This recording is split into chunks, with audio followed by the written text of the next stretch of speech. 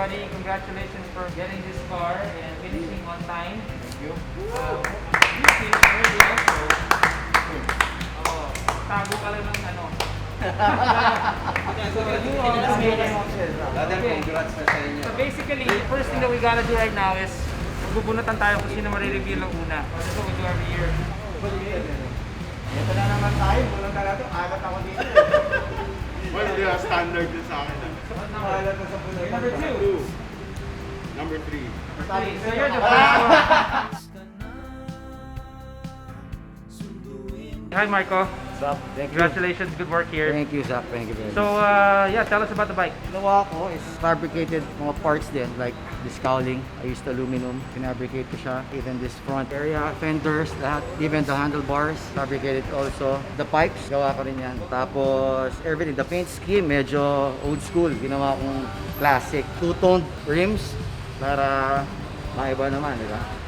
So basically, lahat fabricated. Pinilit matapos in 1 month. And then, I used Kellerman lights. Kellerman sponsored me.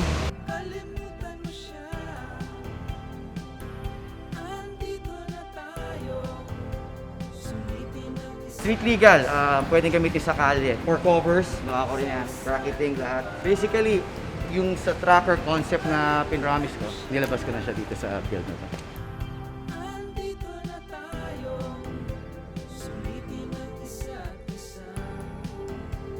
Pakinggan natin, Pai.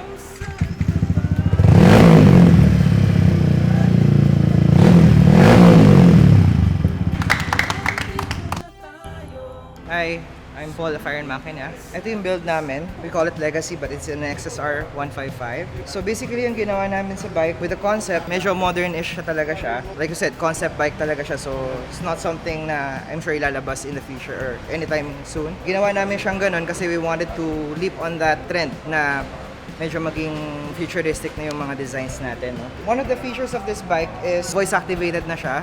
Program namin siya through application at the same time. It has Bluetooth and Wi-Fi. Can you show us a sample of voice activation? So here, engine ready.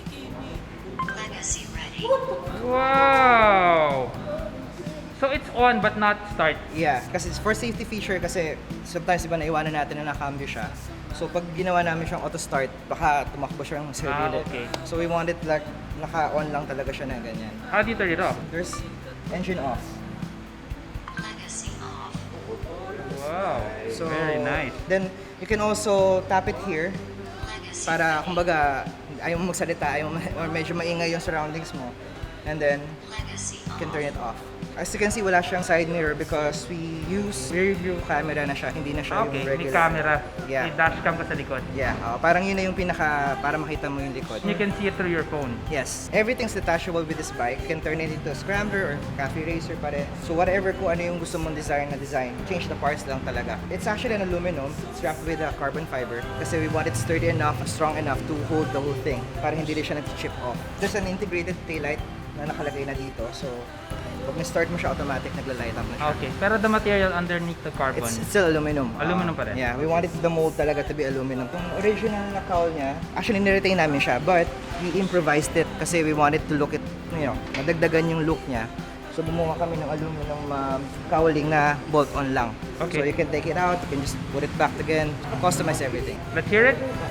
Engine ready. Legacy ready.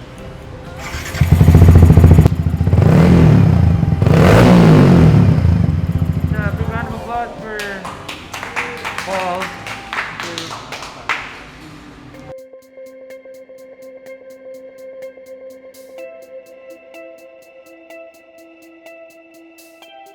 Hello, Coco. Hi Makina fans of Kokomoto Manila. So this is our version of the XSR155 by Yamaha. As you can see, it's all aluminum, handmade of course, in our shop. So what's the concept? Well, kasi nagbunutan kami ng genre, no, and I got standard. So being a standard, kailangan i-follow ko yung standard. So standard upright position, kailangan meron pa rin siyang angkasan, pigeon seat, di ba? That was quite the challenge kasi kailangan ma-meet ko yung parameters na yun. So I decided na wala akong putulin sa bike whatsoever. At the same time, parang napapakita rin natin na yung XSR155, kahit wala kang drastic measures na gawin, di mo siya operahan, you can come up with something that's, you know, unique na masasabi mong your own. This being an XSR, it's a heritage bike, the Yamaha. So in keeping with that, I wanted to come up with something na classic pa rin yung itsura. You can't be more classic than yung mga 1950s na mga eroplano, yung mga sports car ng 1950s, which is all aluminum. So nung ginagawa ko to, yan ang iniisip ko.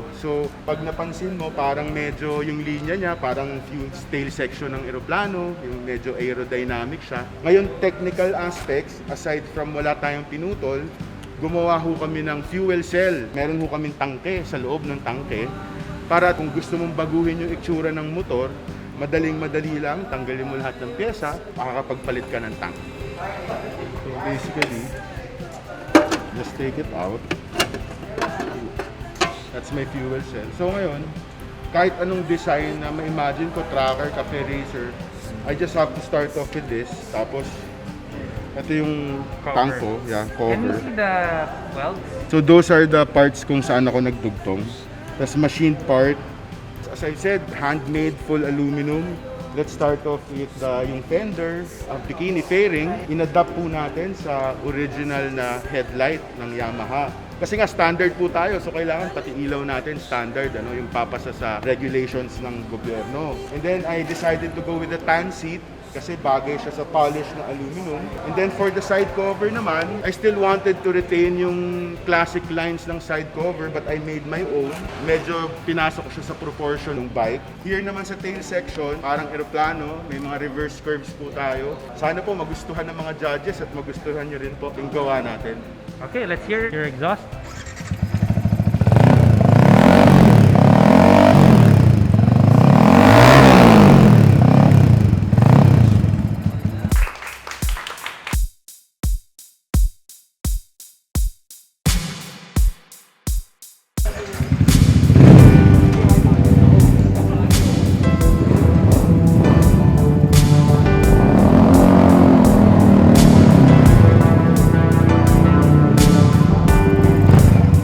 I'm voting for... I really want to give it to I vote for. I'm voting for. I voted for